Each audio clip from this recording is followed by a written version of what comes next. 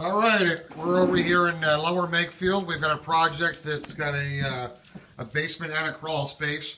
I'm gonna try to get you a shot over here that, a lot of people don't think they have water in the block or underneath the foundation, but we already got this trenched out. As you can see, being down 8 to 10 inches, there's the water there that will be all collected into the drainage pipe and going around the perimeter of the crawl space.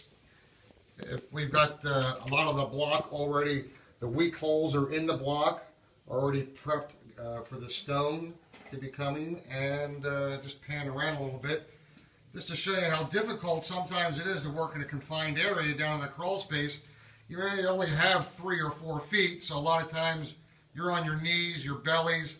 All these buckets here are the debris of breaking up the floor and then being passed along as an assembly line, and then going outside to the trailer of our truck. I'm going to pan around just a little bit here down in the basement and see if I can get some good shots. I'm going to hand the camera over to Felix for a second so I can get in front of you. We're always talking about width and depth. As you can see in this trench, that there are no shortcuts taken. Look at the size of this trench. Most companies, when they give you a bid, you have no idea what you're getting. You end up getting about half, maybe about 6 inches of stone and then the pipe. More of the stone will allow more water to get into the pipe, more water to the pipe, a drier basement. We've got the mirror drain already set nice and tight. I've seen a lot of jobs where it's loose, it's just flim-flamsy all over the place. What happens at that point is when the seams come together, the water that may be coming out of the wall or the block that may be drilled in there just overflows and gets it back onto the floor, and then you have a problem. So 50% of the jobs that we do are removing old systems and replacing the system. Everybody's talking about the best price. Well, the best price can only be if you do it once. Imagine getting a price from a company that would charge you $4,500, $5,000, just throwing a number out there. And you think you've got it solved. The crew worked really hard. They reconcreted everything, and 4 or 5 years down the road, it starts to leak again. Then what do? You go back, you try to find the company. Are they still in business? If they're not, there's no warranty. Then you're calling a company like us, Premier, coming out to do it the second time. Well, if you add the first cost and then the second cost, obviously the better price would have been calling us first. So we're going to take a walk around the project here and show you that this trench is continuously in size of about almost 20 inches wide. We've got the sump pit already hooked up, but we have a temporary motor in here just by pulling water out because we were down to a depth. We're going to come around the full perimeter here and show you how those buckets that we saw all over in the crawl space are all being launched back out here in the window. And Felix, if you can get a shot on this side over here, we've got about 20 buckets. So this is a very, very laborious job.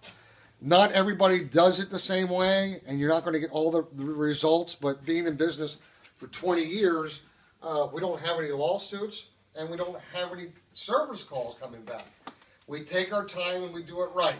Some companies said, look, we can finish this job in 2 days. Certainly we can do it as well. It's going to take us 4 days to do it right. Again, imagine taking out almost 10,000 pounds of concrete, taking it out the window, bringing in about 10,000 pounds of stone, and then reconcreting the floor. Very laborious. As you can see around the floor, everything is clean. Every day we're prepping and cleaning up. So in this particular area over here, that Felix, our foreman, noticed that this window here has been compromised over the years. The window well is not deep enough, or it doesn't have a well on the outside. I don't see at this point. So water has been migrating in at the bottom of the jamb here and rotting out the window. So in providing a dry environment all the time, the homeowner has accepted to say, yes, let's replace the window, let's put a window well out there, and on the outside, we'll dig down 3 or 4 feet, so the water that may migrate into that will go down the wall and then back into our system. Also over here coming up in a couple of days, we've got a crack injection repair that we're going to do. We've got the tape on it right now, just to show you that this job, again, was done once before. All right, so they had some hydraulic cement, and they put it over the crack, left it like that. Obviously, it stayed dry for a little bit, but what happens to cracks if they're not injected with a polymer on either side throughout the whole crack? The crack gets larger and larger every year. The freeze-thaw period, the ground freezing and contraction, makes the wall move. So concrete does not bond on top of concrete. Never come on top of concrete with hydraulic cement. It has to be done the proper way. It's going to be an injection. We have one other location like that that's over here. It's a little more severe. We'll take a look over here. That you can see that this wall here, behind it is the crawl space.